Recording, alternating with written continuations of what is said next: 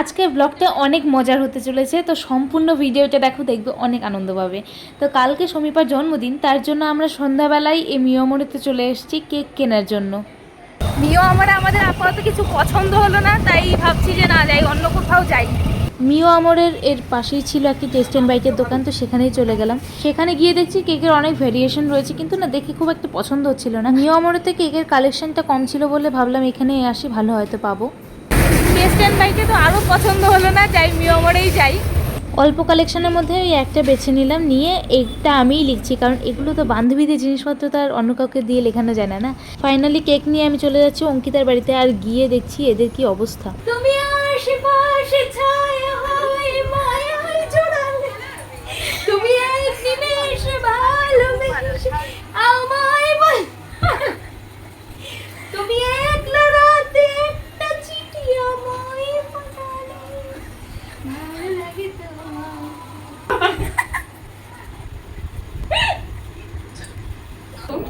মুড়ির ড্রাম নিয়ে খাচ্ছে দেখ। আমি খাবো খাবো আমি একটু। বাবা কখন তোমার একটা লাইট লাগাতে হবে এখানে? কেন এই লাইট ভিডিও অন? তাই তো? হ্যাঁ, তোর তোর জন্য আমি কত কিছু করি, আর তুই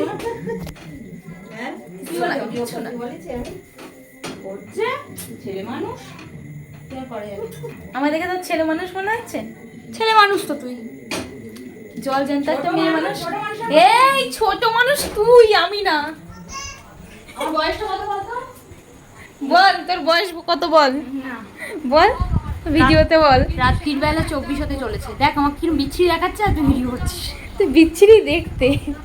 আমাদের এই প্ল্যানের ব্যাপারে যেহেতু সমীপা কিচ্ছু জানে না, কারণ সারপ্রাইজ দিব তো ওকে তো জানানো যাবেই না, তার জন্য আমরা ডিনার করে আমরা এখানে শুয়ে পড়েছি, আর ও এখানে স্কিন কেয়ার করছে, কিন্তু ও তো জানেও না নিজে যে ওর স্কিনের সাথে কি হতে চলেছে finally. Happy birthday dear Shampa. এক মিনিট শম্পা নামটা কিন্তু আমি ওকে খেপানোর জন্য বলি, কারণ ও শম্পা নামটা একদম পছন্দ না তাই।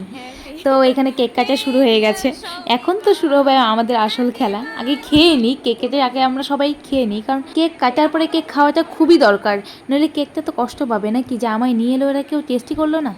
আমি কি কিছু আন্দাজ করতে পারছি? কি লিখে রেখেছিস? কোথায় গেলি তুই তখন? ইয়েস কেকটা আমি দেখিনি কি লেখা আছে আরো। ইয়েস, আমি গিয়ে নিয়ে এসেছি। এই তিনটে মাথা এক জায়গায় কর। চারটে।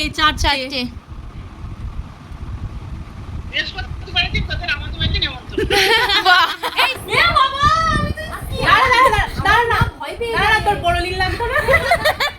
দাঁড়া, আমি বড় লিঙ্ক ঠোঁটটা বন্ধ কর। আমি এই ছবিকে ফোন কর, ছবি ফোন করেছিল। ঠোঁটটা বন্ধ, ছবিকে একটু ফোন কর।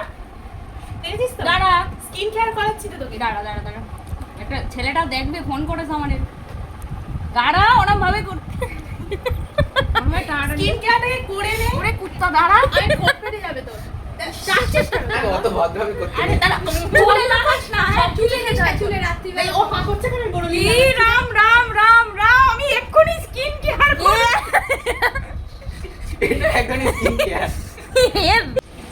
আমরা ফাইনালি আমাদের প্ল্যানটাকে সাকসেসফুল করে ফেলেছি। এখন একরকম করতে চেয়েছিলাম, একদমই অন্যরকম হয়েছে, কিন্তু যেটা হয়েছে দারুণ হয়েছে। দেখো তার এফেক্ট এখনো চলছে। ঠিক আছে, একটা দিন একটু হতেই পারে। আর ওই স্কিন কেয়ার করছিল, আমরা আরো ভালোভাবে স্কিন কেয়ার করে দিয়েছি। বল কফি মাস্কটা ভালো ছিল কিনা? 15 মিনিট ধরে আমি দাঁড়িয়ে স্কিন কেয়ার করলাম, তো আমার এই হাল হলো। আমি আবার